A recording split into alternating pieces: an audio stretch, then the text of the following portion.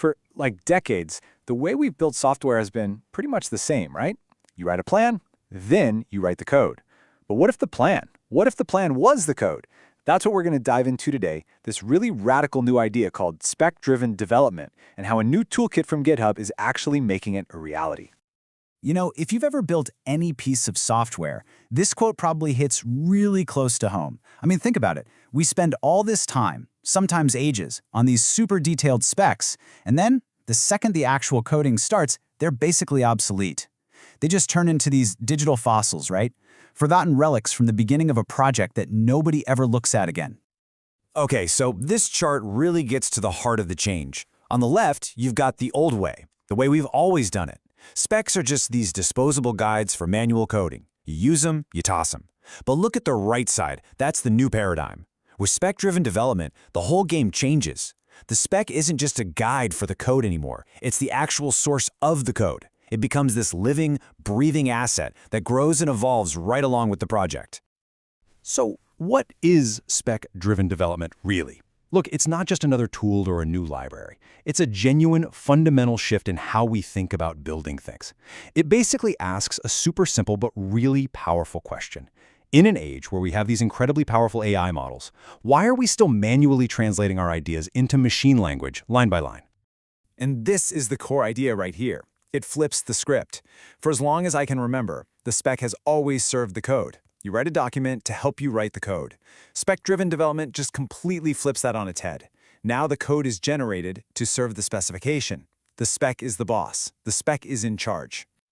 So how is this even possible? Well, the thing that makes this whole thing work is this idea of executable specifications. This is huge. Your spec is no longer just some passive Word doc or a bunch of user stories in Jira that get stale. No way. It's an active, machine-readable blueprint that an AI can actually understand and then use to directly generate a real working implementation.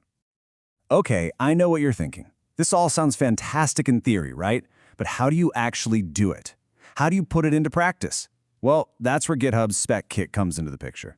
It's the open-source toolkit that's built specifically to turn this big paradigm shift into something you can actually use today. The best way to think about Spec Kit is like the engine for this whole new process. Its main goal is simple. Let developers like you and me focus on the fun stuff, right? The creative, high-level product decisions. Let the AI handle all the boilerplate, all the repetitive grunt work, and have it all be guided by that super powerful spec you created. All right, let's get into the nitty-gritty. How does this actually work on a day-to-day basis? It's surprisingly straightforward. The whole workflow is built around a series of really clear, really intuitive slash commands that you use with your AI agent of choice. And this workflow is it's so beautifully structured. Check it out. First up, you use /constitution.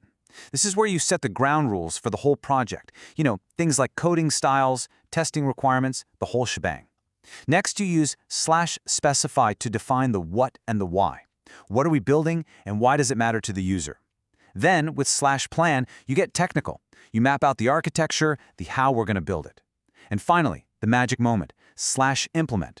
You tell the AI, okay, take this whole plan and just bring it to life. And one of the best parts about this is its flexibility. You're not locked into some proprietary system. Spec Kit is designed to work with the AI agents that developers are already using. We're talking GitHub Copilot, Claude, Gemini, they're all supported. Now, you will see Amazon Q has a little warning sign there. That's just because it has partial support for now. They're still working on getting full /command compatibility ironed out.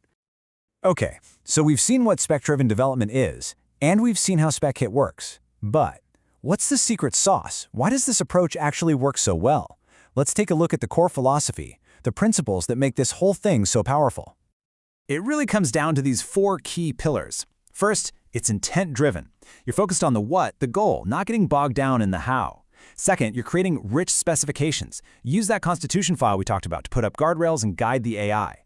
Third, and this is super important, it's all about multi-step refinement. This is not a one-shot magic prompt kind of thing. It's an iterative process. And finally, the whole system is built from the ground up to take full advantage of what modern AI can really do.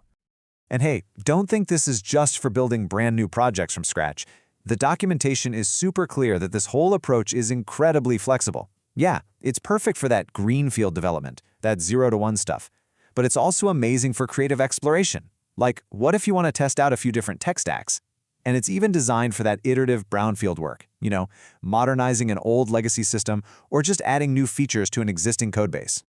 So if all this sounds interesting and you're thinking, okay, I want to give this a try, you'll be really happy to hear that getting started is ridiculously easy. The barrier to entry is super, super low. Let's just look at the one single command you need to run. Yep, that's literally it. You just use UV, which by the way is a really fast Python package installer, and you can pull the whole toolkit directly from the GitHub repo with that one single line in your terminal. That's all. From there, you just cd into a new project directory, run specify init, and you are off to the races. So after all this, after seeing how this whole idea flips the script from, disposable documents to actual executable blueprints, it really leaves us with a pretty big question to think about. In this new era of powerful AI assistants that we're all using, isn't it finally time to stop writing specs just to guide the work and start making our specs do the work?